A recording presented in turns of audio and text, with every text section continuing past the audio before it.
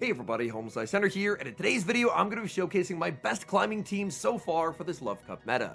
Now, this should have been the team to help me cross 3300 ELO, but unfortunately, in my final set, it should have been a 5-0, but I had 2 games freeze and lag out in completely winning positions. Nevertheless, though, this team is super strong, and it's built around a Pokemon that I haven't really seen anyone else running, and that is Base Form Rotom. Base Form Rotom is an electric ghost type Pokemon, which means it's pretty strong into the Bug, Steel plus Water cores that are very popular in this meta. So without further ado, let's hop into the matches, and in game number 1, we pick up a pretty decent lead, Rotom into Shadow Scizor. Shadow Scizor's bullet punches are going to be resisted here, and these Astonishes absolutely shred through their health bar. Scizor does have a big pacing advantage, so I will put up the shield as they go for the Night Slash, go for the Ominous Wind, and unfortunately my opponent does get the 2-stage Night Slash attack boost. This means that even though the bullet punches are resisted, they are absolutely shredding my health bar. I decided to just let this go. At this point, I was able to get the Shadow Scizor very low, and I'm going to take a 1 Dragon Tail head start on Shadow Milotic. Shadow Milotic up energy is usually extremely strong into the back lines of Shadow Scizor lead teams. My opponent sends in Seeking, and this works out very nicely for me. I fire off the Wrap, Shadow Wrap hits for incredible damage. My opponent has farmed up to a potential Mega Horn, and I'm always going to have to respect it. Seeking did bait me with an Icy Wind, which is not great, but the moment my opponent reveals their final Pokemon is Milotic, I'm pretty confident that I've won this game. I fire off the Wrap just to debuff their defense, and now I can bring in Medicham. Medicham is monstrously bulky. I'll be able to withstand whatever they throw here, but because my opponent is Wrap debuffed, I'm pretty confident that I can just knock them out with Dynamic Punch. I fire off Dynamic Punch number 1, shield comes up from Milotic, but there's Dynamic Punch number 2. A Psycho Cut Medicham, incredibly quick, 2 Dynamic Punches. We secure the knockout, and back in comes Seeking. Seeking should go for the CMP tie as I make the Dynamic, so we're able to save that Dynamic Punch and catch the Icy Wind back onto Shadow Milotic. Even with the debuff, Shadow Milotic Dragon Tails down the Seeking, and that's a good game. We pick up a pretty nice lead in the next match, Rotom into Milotic. Milotic does have a huge pacing advantage here. If my opponent wants to commit resources to Milotic, I'm very comfortable just playing out the zeros, because even the Astonishes do some pretty significant damage. My opponent tries for a catch onto Licky Licky, but I'm able to bank a Thunderbolt for later and then send in Medicham. Even though Shadow Ball does not one-shot as the Medicham, if you can shield a Shadow Ball, it's probably going to be worth it, because they need a Shadow Ball plus a Body Slam to secure the KO. So if they land the Shadow Ball, then if you want to keep your Medicham alive, then you end up shielding Body Slams. So it is more efficient to end up trying to successfully shield the first Shadow Ball. First Dynamic is shielded, second one is going to land, but I believe my opponent should be 2 off of the Body Slam. Now Medicham has a pretty low attack stat, but does win charge type priority over Licky Licky. So I try and go for the CMP tie, but my opponent is just going to go for the extra rollout and let themselves get KO'd. In comes Shadow Scizor. I can't quite make the Dynamic, and now I have to hope that my opponent has lost count. Ice Punch gets the shield on Shadow Scizor, but I can't bring in Rotom because Rotom loses charge stack priority. So I'm going to bring in Milotic, wait a turn, and then snipe them with the Thunderbolt in the middle of their Bullet Punch. This ensures they cannot CMP tie me. Scizor gets one shot, and the game is over. Milotic gets the farm down, but I can just show my full HP Shadow Milotic. My opponent sees the writing on the wall and concedes the match. We pick up a terrible lead in the next match, Rotom into Macargo. A safe switch and a Medicham, and to my big surprise, this is actually an Ember Macargo.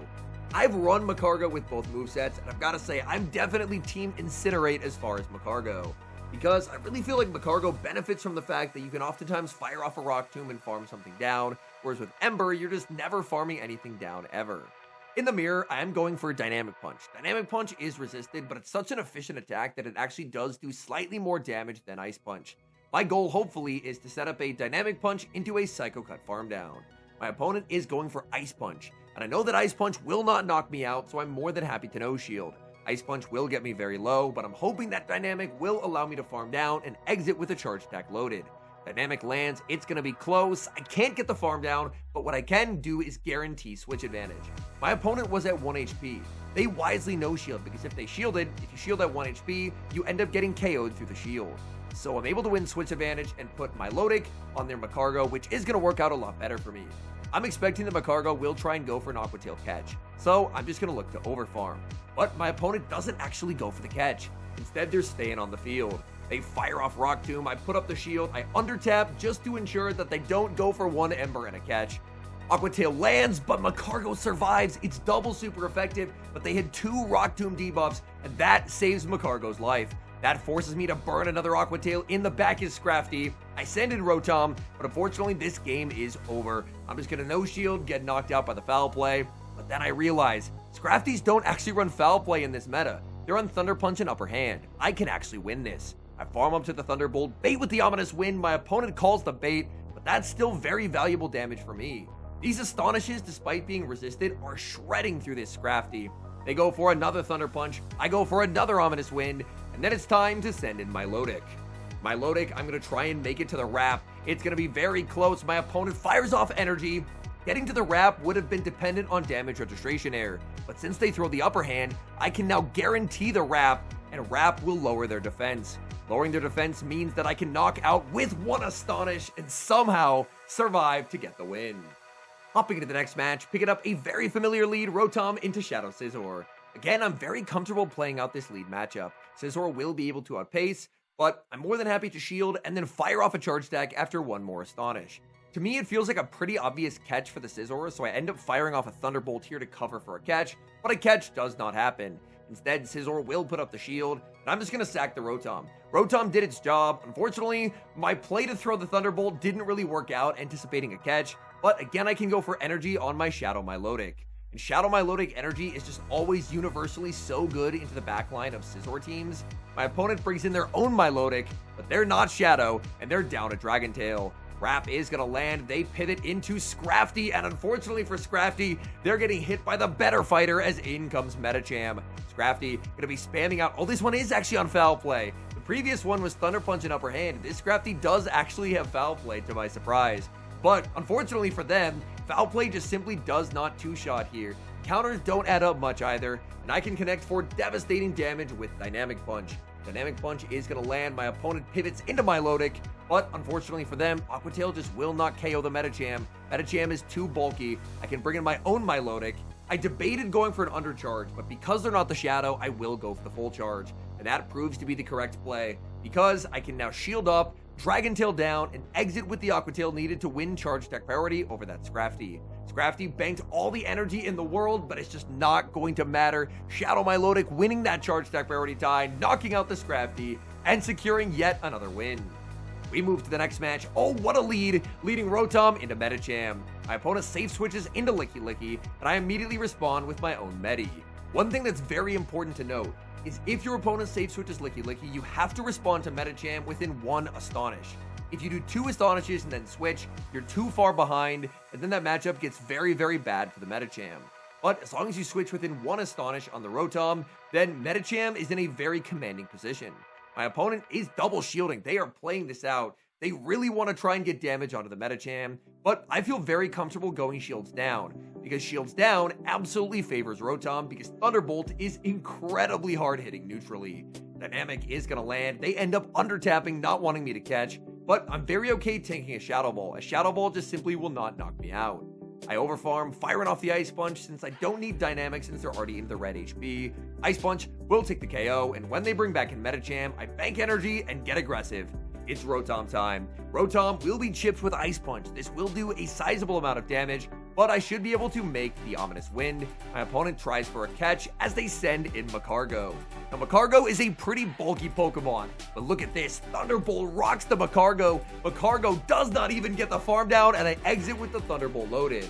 I don't know what does more here, Thunderbolt or Ominous Wind. I just fire off the Thunderbolt, and it turns out we don't even need Milotic. Milotic can just take the game off. This duo of Medicham plus Rotom is just too strong, and we're able to get yet another win.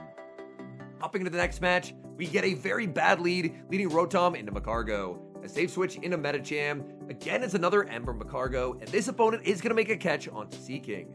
But Seaking is going to get absolutely shredded by Dynamic Punch. Seaking probably going to go for a CMP tie here, and they do. And this is a pretty big error by me. I could have overfarmed quite significantly. My opponent ends up firing off Drill Run for damage, but I could have overfarmed to the back-to-back Dynamics and then left with a bunch of residual energy. Whereas now, I don't end up having a lot of residual energy, but the good news is my opponent is pretty weak to my energy as they send in Lurantis. Lurantis shields up the Ice Punch. Lurantis realizes they cannot get the farm down, and they're forced to fire off the Leaf Blade. I should now be in a winning position. because I have Rotom on the Lurantis, and unfortunately, even though Rotom is very frail, I should at least survive one Leaf Blade. And then I have the Milotic for their Magcargo. I'm farming up. I can't quite make it to the Ominous Wind. I'm expecting my opponent to switch, so I will end up waiting a turn here. They stay on the field, and I let them get the catch. And that is going to be the game-losing play. I needed that charge attack to land on the Lurantis. If it does, Lurantis is forced to just get knocked out or more than likely burn the final shield. And now my opponent didn't have either happen. They still have that Protect Shield, and that's probably going to win them this game. Aqua Tail shielded up by the Magcargo. Magcargo going to throw 2 in the move just to ensure that they will be able to force my final shield. Now that I'm double debuffed, they can take advantage of the desync in timers and bring back in Lurantis. Shadow Wrap hits very hard, but I'm double debuffed. That will not take the knockout. I'm forced to pivot into Rotom. I snipe them down, but unfortunately, Magcargo now gets to Ember me down and exit with a Rock Tomb loaded. So this was a winnable game despite a very bad lead, but unfortunately, letting my opponent get that catch flipped the game on its head, and that's one of the few games that we actually lost with this team. We pick up a very nice lead in the next match, Rotom into Trash Wormadam. Now, due to the Ghost subtyping, we are resisting Bug Bites. Bug Bite on Wormadam is still pretty ridiculous, so we're still taking a sizable amount of damage anyway, but Thunderbolt landing is absolutely going to help. Now, Rotom can just look to no shield and fully farm down. My opponent does not want to concede that farm down. They safe switch into Crustle, and I end up responding with Medicham. Medicham does win the zeros here very, very comfortably. Arguably, Milotic was probably the better switch in, but Medicham is very comfortably able to survive 2 X-Scissors, so even though I will lose most of a Medicham along the way, I can guarantee that I've gotten rid of that Crustle and set up 2 Shield Shadow Milotic in the endgame. X-Scissor after X-Scissor crashes into the Medicham, but Medicham just simply does not care. Dynamic Punch takes the knockout, and my opponent reveals they have Seeking as their final Pokemon. I farm up with Milotic. They do build up to a potential Mega Horn. I decide I'm going to call the Icy Wind, and I get hit with the Drill Run. This is not great. I fire off the Wrap on alignment because I just need to start putting shield pressure onto my opponent. And you know what? I'm going to throw on alignment again. If I threw 3 Dragon Tails, I'm very confident my opponent would have tried to catch, but I'm able to land an Aqua Tail onto my debuffed opponent. They snipe down with the Wormadam. I realize that I need the HP on the Rotom, so I bring in Medi. Medi's able to Psycho Cut down. In comes Rotom, as my opponent will now go for the Icy Wind. But unfortunately for them, even debuffed Astonishes are still very hard hitting. We resist the Pex, we farm down the Seeking, and we get another win. Rotom versus Clefable in the next match. This is a very nice lead. My opponent safe switches into Licky Licky, and I make a game-losing error right away. You may have noticed earlier, I mentioned you have to do 1 Astonish and switch into Licky Licky. How many Astonishes did I do there?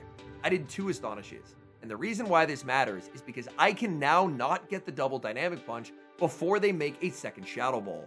This means that not only do I lose a shield, I lose almost my entire Medicham for basically no reason. And this right here, this game is the cautionary tale of why if they say switch Licky, you have to switch after 1 Astonish, not 2. Because now my opponent gets to absorb the energy from the Medicham, fully farm down with the Clefable, and even though Clefable is highly likely to be on Meteor Mash plus Swift, Meteor Mash is still going to do quite a lot of damage onto Rotom because it's an incredibly efficient attack. So this game could have gone very, very differently had it done 1 Astonish and swapped. I could have made a second Dynamic before they landed a Shadow Ball, and a very healthy Medicham my opponent couldn't have farmed down. But now, I'm down 2 shields, and I'm about to lose to something very foolish as a Crawdaunt hits the field.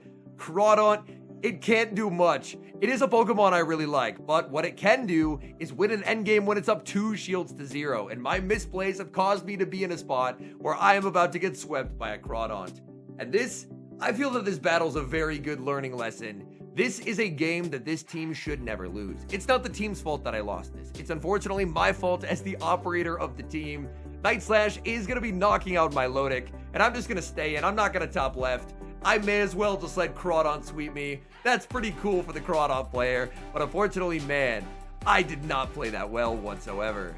We get the Dream lead in the last match, Rotom into Solrock, and the Solrock is staying in. They're getting shredded alive by Astonish. They safe switch into Licky Licky, and this time I do switch in Medicham fast enough. I only did 1 Astonish and then swap, and it just completely flips the matchup on its head. My opponent is going to farm up to the back-to-back Shadow Balls, but I have Dynamic Punch, and I do win Charge Deck priority. This Licky Licky, however, is not on Shadow Ball, it's on Hyper Beam, but Medicham is so bulky that it just simply does not matter. Ice Punch takes the KO. My opponent reveals they have a Slowking in the back. Oh no. They are ABA weak to Astonish. Rotom is about to dominate. In comes Rotom. My opponent will fire off the Psyshock. Galarian Slowking does have very efficient pacing, and they should switch back into the Soul Rock and then fire off a move. I decide to let this go, calling that it is just going to be the Weather Ball, because realistically, even if my Rotom does end up going down, I still have a Shadow Milotic that is definitely going to be taking home the win. So Soul Rock does get the farm down, but now it's my turn for farm, as in comes Shadow Milotic. My opponent is switch locked. They fire off the Rock Slide, hoping for damage, but Milotic just fully farms them down, and there's just nothing this poor Slowking can do. I'm going straight Aqua Tail, just looking to guarantee damage. My opponent ends up no-shielding, and Milotic is going to switch out at the 11th hour. Did we need that catch? No, but we're going for the catch anyway. Milotic Dragon Tails down Slowking, and that is a good game. Usually, I find myself not too surprised by the results of a team. If I try and build more of a sweaty climbing team, then usually it has pretty good results. And if I end up trying to build kind of more of a fun team and it doesn't have super strong winning results, then that just makes sense because it's more of a team for fun. This team was kind of thrown together just because I wanted to use Rotom, so the fact that it ended up being as dominant as it was, honestly was a bit of a shock to the system. But Rotom was able to put in some pretty significant work. It is a very frail Pokemon. It is entirely hard carried by its typing, but its typing just on its own was able to give Rotom enough leverage to really set the backline up for success. With the amount of trainers safe switching Licky Licky, I think having a Medicham in the back could be a really big plus. As long as you switch within 3 turns of that Licky Licky safe swap, Medicham just has such a commanding matchup there. You tank a Shadow Ball so comfortably, you're able to just outpace them and continually spam out Dynamic Punches, and Shadow Milotic, it's kind of just the GOAT of this meta. Shadow Milotic is so unbelievably consistent neutrally, and it did a really nice job of supporting the Rotom, because there were a few games like the Scizor leads where it's able to soft lose that lead matchup, farm down with Milotic, and then Milotic energy was just an absolute nightmare for trainers to deal with in the endgame. I believe as of the time of recording, there was a news blurb that came out that basically a bunch of Pokemon were unbanned for the Love Cup. They were red and pink Pokemon that had probably been released over the past year or two that hadn't made it onto the whitelist, so that will end up shaking up the meta a little bit. I believe it was some Pokemon like Galarian Moltres and Tinkaton, which obviously were not present during my sets here, but going forward for the remainder of the cup, will probably be eligible. So I'll be intrigued to see how does the Love Cup meta adjust now that there are a few new contenders. But man, today, this team was absolutely destroying. Anyways, thank you guys so much for watching. If you enjoy watching content like this, please do consider leaving a like on the video and subscribe to the channel if you have not. And an extra special thank you, as always, to our channel members here on YouTube. The support you guys provide is sincerely appreciated. So thank you guys oh so very much. And until next time, I've been HomeSliceHenry.